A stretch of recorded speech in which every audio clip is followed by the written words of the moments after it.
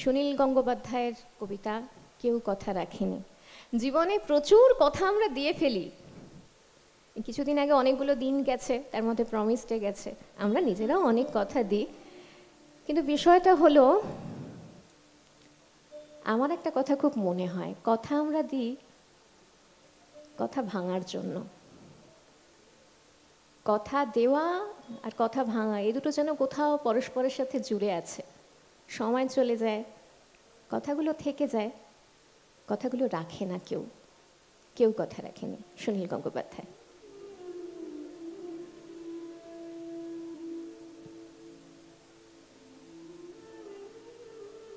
কেউ কথা রাখেনি। ৩৩ বছর কাটলো, কেউ কথা রাখেনি।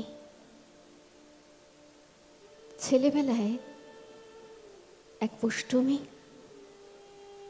তার আগমনী গান হঠাৎ থামিয়ে বলেছিল, শুক্লা দ্বাদশীর দিন অন্তরাটুকু শুনিয়ে যাবে। তারপর কত চন্দ্রভুক অমাবস্যা চলে গেল, কিন্তু সেই পুষ্টমী আর এলো না। ২৫ বছর প্রতীক্ষায় আছি। মামাবাড়ির মাঝি নাদের আলী বলেছিল, বড় হও দাদা ঠাকুর, তোমাকে আমি ৩ প্রহরের বিল দেখাতে নিয়ে যাব। সেখানে পদ্ম ফুলের মাথায় সাপ আর ভ্রমর খেলা করে। নাদের আলী, আমি আর কত বড় হব? আমার মাথায় ঘরের ছাদ ফুঁড়ে আকাশ স্পর্শ করলে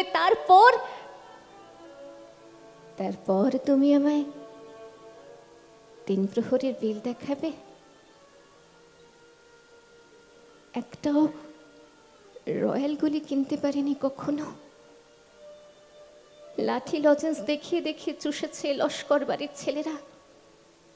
ভিখিরির মতন চৌধুরীদের গেটে দাঁড়িয়ে দেখেছি ভিতরে রাস উৎসব। অবিরল রঙের ধারার মধ্যে সুবর্ণ কঙ্কন পরা ফর্সা রমণীরা কত রকম আমোদে হেসেছে। আমার দিকে তারা ফিরেও চায়নি। বাবা আমার কাঁধ ছুঁয়ে বলেছিলেন, দেখিস একদিন আমরাও।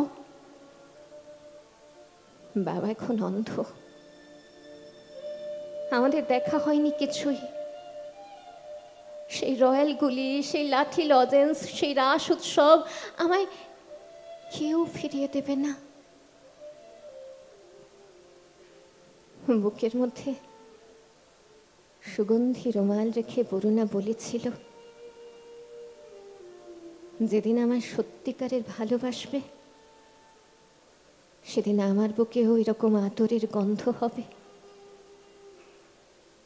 ভালোবাসার জন্য আমি হাতের মুঠোয় প্রাণ নিয়েছি। দুরন্ত ষাঁড়ের চোখে বেঁধেছি লাল কাপড়। বিশ্ব সংসারে তন্ন তন্ন করে খুঁজে এনেছি ১০৮টা নীল পদ্ম। তবু কথা রাখেনি বরুণা। এখন তার বুকে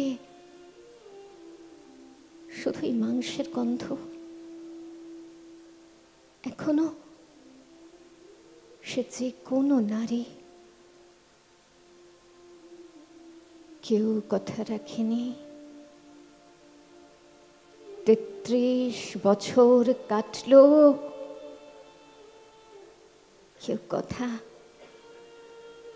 রাখে না।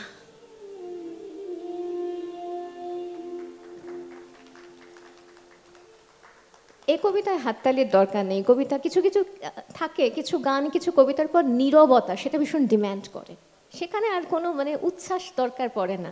উচ্ছ্বাসটুকু অন্য কিছুর জন্য তোলা থাক, এর সাথে কিছু স্মৃতি জুড়ে থাক, কিছু কষ্ট জুড়ে থাক, কিছু অনুভব জুড়ে থাক, কিছু যন্ত্রণা জুড়ে থাক, আর কিছুক্ষণের নীরবতাই জুড়ে থাক।